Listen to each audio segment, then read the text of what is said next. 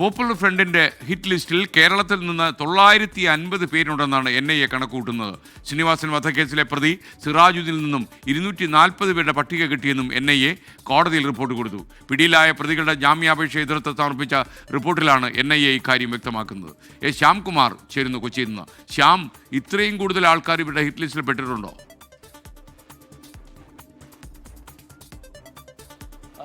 SK NIA ആണ് ഈ ഞെട്ടിക്കുന്ന വിവരം കോടതിയെ അറിയിച്ചിരിക്കുന്നത്. അതായത് കേരളത്തിൽ പോപ്പുലർ ഫ്രണ്ടിന്റെ ഹിറ്റ് ലിസ്റ്റിലുള്ളത് 950 പേർ എന്നുള്ളതാണ് NIA സമർപ്പിച്ച രേഖയിൽ നിന്ന്, കോടതിയിൽ സമർപ്പിച്ച രേഖയിൽ നിന്ന് മനസ്സിലാകുന്നത്. ഇതിൽ സിറാജുദ്ദീൻ എന്ന പാലക്കാട് സ്വദേശിയുടെ വീട്ടിൽ നടത്തിയ റെയ്ഡിലാണ് 240 പേരുടെ പട്ടിക പിടിച്ചെടുത്തത്. ആലുവ പെരിയാർ വാലിയിലെ പോപ്പുലർ ഫ്രണ്ടിന്റെ ഓഫീസിൽ നടത്തിയ പരിശോധനയിൽ ഹിറ്റ് ലിസ്റ്റ് ചെയ്ത, ഏറ്റവും ടാർഗറ്റ് ചെയ്യേണ്ട ഹിറ്റ് ലിസ്റ്റ് ചെയ്ത 5 പേരുടെ പട്ടിക പിടിച്ചെടുത്തു. ഇതിലൊരാൾ മുൻ ജില്ലാ ജഡ്ജിയാണ് എന്നുള്ള ഒരു ഞെട്ടിക്കുന്ന വിവരം കൂടി കോടതിയെ NIA അറിയിച്ചിട്ടുണ്ട്. മറ്റൊന്ന് പിടിയിലായ അയൂബിന്റെ കയ്യിൽ നിന്നാണ്. അതിലാണ് 500 പേരുടെ പട്ടിക കണ്ടെത്തിയത്. ഇതിൽ പെരിയാർ വാലിയിൽ നടത്തിയ മറ്റൊരു പരിശോധനയിൽ 232 പേരുടെ പട്ടികയും ലഭിച്ചു.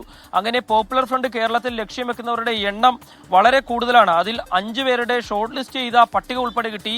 അതിലൊരാൾ മുൻ ജില്ലാ ജഡ്ജിയാണ് എന്നുള്ള ഞെട്ടിക്കുന്ന വിവരം കൂടി NIA കോടതിയിൽ സമർപ്പിച്ചിട്ടുണ്ട്. മുഹമ്മദ് ബിലാൽ, റിയാസുദ്ദീൻ, അൻസാർ KP, സഹീർ എന്നിവരുടെ ജാമ്യാപേക്ഷ എതിർത്തുകൊണ്ട് കോടതിയിൽ സമർപ്പിച്ച 8 രേഖകളിലാണ് ഈ കാര്യവും NIA വ്യക്തമാക്കിയിരിക്കുന്നത്. ഏതായാലും പ്രതികളുടെ ജാമ്യാപേക്ഷ എതിർത്തപ്പോൾ എന്തുകൊണ്ട് എതിർക്കുന്നു എന്നുള്ളതാണ് വ്യക്തമാക്കിയിരിക്കുന്നത്. ഇതിൽ പാലക്കാട്ടെ കൊലപാതകം ഉൾപ്പെടെയുള്ള, ശ്രീനിവാസൻ കൊലപാതകം ഉൾപ്പെടെയുള്ള വിവരങ്ങളിലാണ് ഇക്കാര്യം വ്യക്തമാക്കിയിരിക്കുന്നത്. ഇതിൽ ഏറ്റവും ഞെട്ടിക്കുന്ന വിവരമാണ് 950 പേരെ പോപ്പുലർ ഫ്രണ്ട് കേരളത്തിൽ ലക്ഷ്യം വെച്ചു എന്നുള്ളതും അതിൽ ഹിറ്റ് ലിസ്റ്റ് ചെയ്യപ്പെട്ട 5 പേരുടെ പട്ടികയിൽ ഒരാൾ മുൻ ജില്ലാ ജഡ്ജി ആയിരുന്നു എന്നുള്ള വിവരവും SKN.